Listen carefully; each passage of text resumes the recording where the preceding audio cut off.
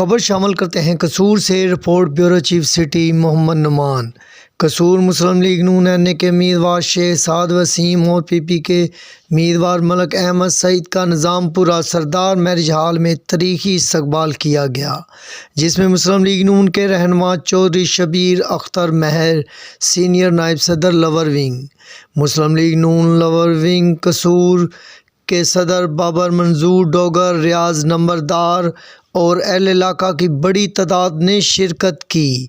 बादशाह मलिक अहमद सईद और मियाँ साद वसीम ने अवाम से खिताब भी किया, जिसमें उन्होंने कहा मुस्लिम लीग नून इस दफ़ा इलेक्शन में पहले से ज़्यादा सीटों पर कामयाब होंगे और मियाँ मोहम्मद नवाज शरीफ पाकिस्तान के वज़ीर आज़म होंगे।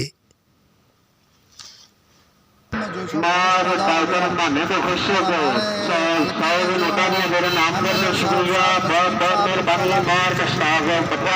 अहमद सईद खान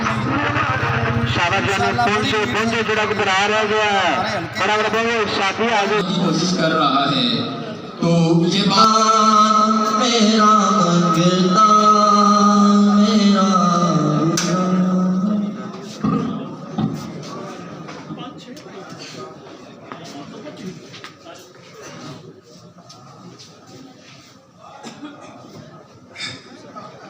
आप आए तो बहारों ने लुटाई खुशबू, फूल तो फूल थे, कांटों से भी आई खुशबू।